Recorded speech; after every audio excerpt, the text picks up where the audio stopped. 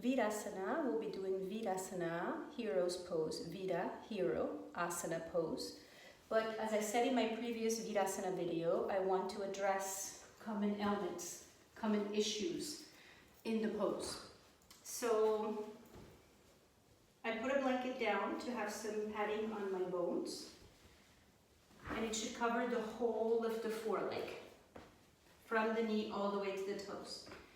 And a standard setup could be higher, could be lower, but it's just sitting on top of whatever you may need. A bolster is pretty standard. It can be a block or more or less. And I talked about the alignment in my previous Virāsana video. So if my ankles are getting too much stretch, if that's a real issue, it's a good thing. It's a good thing that they get a stretch, but it shouldn't be excruciating. It needs to be sustainable. I can make a platform with blankets. So making a platform, I'll make it facing this way so you can see. I make a platform with blankets so that my feet can hang off the platform. And I'm alternating the folds. I have the thick fold of the blanket, so this is the fringe side, and this is the thick fold, the closed side of the blanket. So I alternate that, and I make them slightly slanted. Stepped is what I mean to say. And there it is.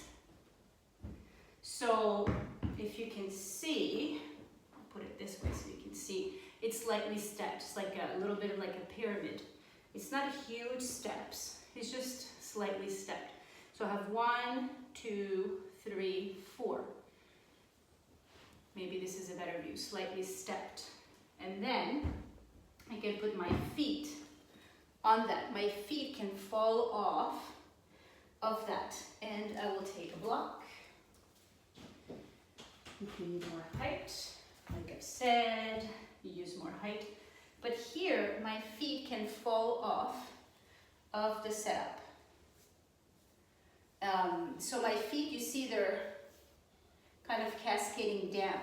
So it would be less aggressive for the ankles, for ankles who are not ready. And I have my block, and you can have more height. You can have 2 blocks or more. So this is one way of dealing with ankles. This takes more props and a little bit more patience, but it's worth it. If you just want to do a quick fix, you can take a blanket and roll it up. So I make a low, I open the blanket enough so that it's not too thick. And that roll can be to lessen the straightness of the ankles. Instead of the ankles going straight back, the feet can fall down a little bit. And I would put my prop, block, bolster, whatever, under the sitting bones only. And make sure that the outer ankles are moving in. And the outer feet, excuse me, outer ankles in, outer feet down. Virāsana.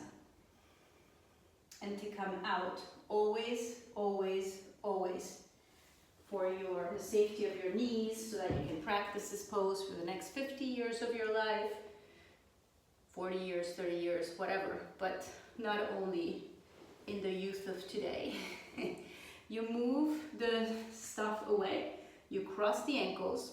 If your legs are very tender, you stretch one leg at a time, take your time. But if you can just cross the ankles and sit behind the feet, then you stretch the legs forward, okay? It is not recommended to get the legs out from the side, all right? So if you're not able to cross the ankles, maybe you can at least come out of the pose in a symmetrical way, like this, but not the legs to one side. So Virāsana for addressing the ankles, the tops of the feet also. If you're feeling a very intense stretch, it's because you need the pose for the health of your feet, the health of your ankles, the health of the arches. But use some support under the feet so that it's sustainable and you can actually practice it. Something else I wanted to say, if you get cramps, it's normal. As you practice, the cramping should go. But be patient with your cramps. Let them go, and then you get back into the pose. Okay? Happy Virāsana.